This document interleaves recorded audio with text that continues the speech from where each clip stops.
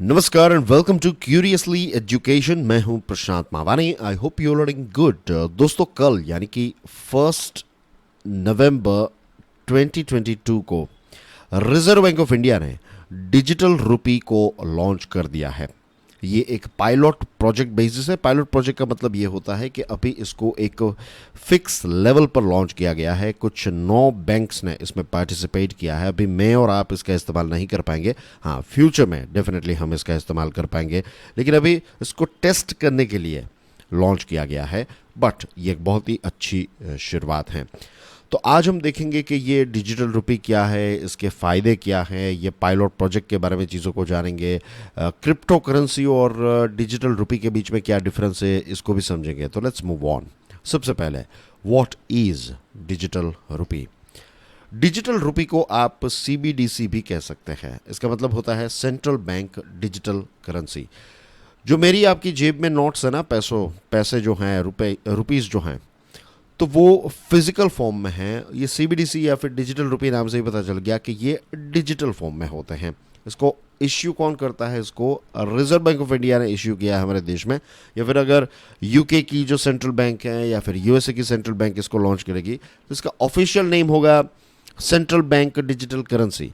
फिर वो digital dollar, digital pound, digital dirham, digital rupee, इस प्रकार से आप इसका नाम, जो भी अलग अलग देशों में जो भी करेंसी के नाम है उस हिसाब से इसको बोला जाएगा। लेकिन क्योंकि ये सेंट्रल बैंक के द्वारा, हमारे देश में सेंट्रल बैंक कौन सी है? Reserve bank of India. तो रिजर्व बैंक ऑफ इंडिया के द्वारा इसको लॉन्च किया गया है और कॉन्टैक्टलेस ट्रांजैक्शंस के लिए इसका इस्तेमाल होगा। बड़े बड़े ट्रांजैक्शंस के लिए भी इसका इस्तेमाल जो है वो किया जाएगा और फ्यूचर में छोटे छोटे ट्रांजैक्शंस के लिए भी ऑफ कोर्स। अब 2 प्रकार की डिजिटल रुपी या फिर सेंट्रल बैंक डिजिटल करेंसीज होती है। एक है रिटेल, जिसको CBDCR कहते हैं। R stands for retail. ये मैं, आप, हम सब इसको यूज़ कर पाएंगे। अभी जो खबर आ रही है वो ये है कि छोटे छोटे ट्रांजैक्शंस के लिए CBDCR का इस्तेमाल किया जाएगा। होलसेल, इसको कहते हैं CBDCW। ये जो है ये रिस्ट्रिक्टेड एक्सेस, इसका मैं, आप इसका इस्तेमाल नहीं कर पाएंगे। फाइनेंशियल इंस्टीट्यूशंस जो हैं, खास करके बैंक्स जो हैं, वो इनका इस्तेमाल कर पाएंगे। डायरेक्ट नज़र जो है रिजर्व बैंक ऑफ इंडिया इनके अकाउंट्स पर रखेगा। और ये CBDCW की बात करें तो रिजर्व बैंक ऑफ इंडिया इसको डायरेक्टली मॉनिटर करेगी और CBDCR जो है, जो मेरे आपके पास होगी, तो वो बैंक्स मॉनिटर करेगी। ठीक है, तो इस प्रकार का इसका स्ट्रक्चर बनाया जाएगा। Digital rupees versus crypto currency, दोनों में डिफरेंस क्या है? देखिए, क्रिप्टो करेंसी जो है, जो बिटकॉइन और इथेरियम एक्सेट्रा, तो ये डिसेंट्रलाइज्ड डिजिटल एसेट हैं। इसका मतलब क्या है? इसका मतलब ये है कि ये ब्लॉकचेन टेक्नोलॉजी पर तो काम करता ही है, लेकिन इसमें कोई इंटरमीडियरी नहीं है। कोई ऐसी बैंक या फिर फाइनेंशियल इंस्टीट्यूशंस या फिर सेंट्रल अथॉरिटीज़ बिटकॉइन में इन्वॉल्व नहीं है। रिस्क जो है वो काफ़ी ज़्यादा बढ़ जाता है, no doubt about it at all, क्योंकि कोई बैंक्स या फिर इसका कोई बैकिंग नहीं है। बिटकॉइन क्या है? It's just bitcoin, right? क्या बिटकॉइन जो है उसकी कोई, चलो मार्केट के हिसाब से, सेंटिमेंट के हिसाब से देखें तो उसकी वैल्यू है, लेकिन कल बिटकॉइन बंद हो जाए तो आपके पैसे चले जाएंगे। आपकी जेब में जो 2000 रुपये की नोट हैं, लेट्स से, तो ये 2000 रुपये की नोट सरकार अगर बंद कर देगी, डीमोनेटाइज कर देगी, तो भी एक वक्त दिया जाएगा कि आप ये बैंक में जाइए और ये पैसे जो हैं वो डिपॉजिट कीजिए और उसके वो पैसे जो हैं वो आपके खाते में डिपॉजिट हो जाएंगे। सरकार ने एक गारंटी दी है, इसलिए जो हमारी नोट्स होती है उसमें लिखा हुआ होता है कि गारंटी है और गवर्नर जो है उनकी सिग्नेचर होती है। लेकिन क्रिप्टो करेंसी में ऐसा कुछ भी नहीं होता है, right? CBDC reserve bank of India के द्वारा लॉन्च की जाती हैं, इश्यू की जाती हैं, और ये एक लीगल टेंडर है डिजिटल फॉर्म में, यानी कि एक लीगल करेंसी है, लेकिन इसका फॉर्म जो है वो डिजिटल है और गवर्नमेंट की इसमें गारंटी है।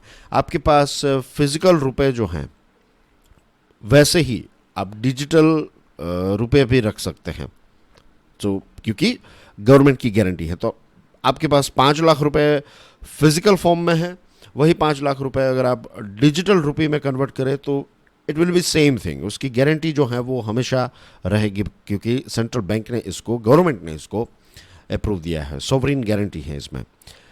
इसका लॉन्च किया गया। अब हम पायलट प्रोजेक्ट पर आते हैं। सीबीडीसी जो है इसका लॉन्च काफ़ी शानदार रहा, राइट, ग्लिच फ्री स्टार्ट रहा, किसी भी प्रकार का इश्यू जो है वो देखने को नहीं मिला। और बहुत सारी बैंक्स जो हैं इसमें पार्टिसिपेट किया। लगभग 50 गवर्नमेंट बॉन्ड के ट्रांजैक्शंस जो हैं वो बैंक्स ने सेटल किए बाय यूजिंग सीबीडीसी। और ये 50 गवर्नमेंट बॉन्ड ट्रांजैक्शंस जो हैं वो हुए थे 275 करोड़ रुपीस के। तो एक बहुत बड़ी अमाउंट के ट्रांजैक्शंस जो हैं वो कम बैंक्स ने पार्टिसिपेट किया है। 9 लेंडर्स हैं, राइट, टोटल। मैं नाम आपको बता देता हूँ, आपके लिए एक प्रश्न भी है। State Bank of India, Bank of Baroda, ICICI bank हैं इसमें, फिर आईडीएफसी हैं, and then we have HDFC, इसके साथ है एचएसबीसी है, कोटक महिंद्रा है, एंड यस बैंक है। तो दिस इज 1 2 3 4 5 6 7 8। नाइन्थ जो बैंक है उसका नाम आपको कमेंट सेक्शन में प्रोवाइड करना। This is just a small homework for you. तो 9 लेंडर्स, 9 बैंक्स ने इस पायलट प्रोजेक्ट में पार्टिसिपेट किया है और 275 करोड़ के जो सेटलमेंट है उन्होंने डिजिटल रुपी के माध्यम से किए हैं। पायलट प्रोजेक्ट की बात करें तो सभी बैंक्स ने लगभग 4 से 5 डील्स जो हैं वो की। अब इसमें क्या होता है कि जो एक बैंक होती है तो उनको एक सीबीडीसी अकाउंट खोलना पड़ता है अलग से, राइट। तो इट्स लाइक मैं आपको एक एग्जांपल देता हूँ। मान लीजिए कि एक्स हैं, राइट, तो एक्स बैंक जो हैं तो उनको वाई बैंक से बॉन्ड्स खरीदने हैं, तो दोनों का एक सीबीडीसी अकाउंट जो है वो होना चाहिए। तो क्या होगा कि एक्स जो है वो वाई के सीबीडीसी अकाउंट में अपने सीबीडीसी अकाउंट से ट्रांसफ़र करेगा, बदले में बॉन्ड खरीदेगा, तो यहाँ से डेबिट होंगे और यहाँ पर क्रेडिट होंगे, just like any other normal bank. लेकिन उनके करंट अकाउंट में नहीं होंगे, उनके सीबीडीसी अकाउंट में होंगे। अपने करंट अकाउंट से उनको ये पैसे जो है वो इसमें ट्रांसफ़र करने हैं। तो अभी इस प्रकार का पायलट प्रोजेक्ट जो है वो लॉन्च किया गया है। So as you can see, banks will first have to transfer money to this account from their respective current accounts. और फ्यूचर में cross border institution to institution payments जो हैं ये भी डिजिटल रुपी के माध्यम से किए जाएंगे। जो फिजिकल पैसे हम देते हैं और फिर बदले में सामान या फिर बॉन्ड्स एक्सेट्रा जो भी हैं, राइट, तो बड़े बड़े जो प्रोजेक्ट्स हैं, बड़े बड़े जो पेमेंट्स हैं वो डिजिटल रुपी के माध्यम से फ्यूचर में ट्रांसफ़र किए जाएंगे। तो फिर बाद में फ़िज़िकल पैसे जो हैं उसको ट्रांसफ़र करने का कोई इश्यू जो है इसमें नहीं रहेगा। टेक्नोलॉजी की बात करें तो क्रिप्टोग्राफी टेक्नोलॉजी का इस्तेमाल जो है इसमें किया जा रहा है। क्रिप्टोग्राफी को एक सिक्योर मोड ऑफ कम्युनिकेशन माना जाता है और फिलहाल तो जैसे मैंने आपको बताया कि होलसेल ट्रांजैक्शंस के लिए ही इसका इस्तेमाल किया जा रहा है। फ्यूचर में जब ये होलसेल वाला जो पूरा पायलट प्रोजेक्ट है ये सक्सेसफुल हो जाएगा, इसको ग्लिच फ्री बनाया जाएगा, उसके बाद रिटेल ट्रांजैक्शंस जो हैं उसके लिए टोकन बेस्ड सिस्टम जो है वो स्टार्ट हो सकती हैं। So that's basically everything. Let's talk about benefits of CBDC.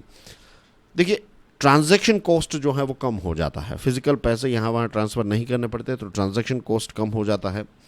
Government के लिए इजी हो जाता है क्योंकि गवर्नमेंट जो है वो लगभग नहीं सारे ट्रांजैक्शंस जो हैं उन पर नज़र रख पाएगी, तो कोई टैक्स चोरी और ऐसी चीज़ें नहीं होगी। अगर इसका इस्तेमाल हर जगह पर होने लगे तो ओमनी प्रेजेंट हो जाए तो क्योंकि फिजिकल करेंसी भी होगी तो वो इश्यूज़ होगा। लेकिन एज़ फार एज अगर आप डिजिटल रुपी का इस्तेमाल करेंगे तो उसमें कोई ऐसा चांस ही नहीं है कि आप कोई घोटाला कर सकें। अब सरकार के पास राइट इन्फॉर्मेशन पहुंचेगी, प्रॉपर इन्फॉर्मेशन पहुंचेगी तो सरकार प्रॉपर बजट और इकोनॉमिक प्लान भी कर पाएगी, क्योंकि सरकार के पास डेटा होगा तो डेटा के आधार पर सरकार और अच्छा प्लान कर पाएगी। और दूसरी जो एक कॉमन येट इंटरेस्टिंग चीज़ है वो ये है कि फ़िज़िकल नोट्स जो होती है उसकी एक लाइफ होती है कि 10 साल 15 साल के बाद फिजिकल नोट जो है उसको आपको रिसाइकल करना पड़ता है, राइट। लेकिन डिजिटल करेंसी जो है उसकी लाइफलाइन जो है ये इनडिफाइनाइट है, उसको कभी रिसाइकल नहीं करना पड़ता है एज वी नो। तो ये कुछ बेनिफिट्स हैं सीबीडीसी के। आगे चलकर हमें कुछ इसके और ज़्यादा अच्छे बेनिफिट्स या फिर इसके डीमेरिट्स भी, यानी कि इसकी नेगेटिव चीज़ें भी फ्यूचर में जाने को मिल सकती हैं। बट अभी सो फार हमारे पास अभी तक ये चीज़ें जो हैं वो पता चली है। जब इसका इस्तेमाल होगा तभी हमें इसके इश्यूज़ के बारे में पता चलेगा। लेकिन so far things are going in right direction. That's everything as far as this particular topic is concerned. दोस्तों, you can get in touch with me via Instagram, Telegram, Facebook, Twitter. Links जो हैं वो आपको comment section में मिल जाएगी। Video पसंद आया हो तो hit the like button, do share this video with other people and do consider subscribing Curiously Education. Thank you very much. God bless you all. Jai Hind.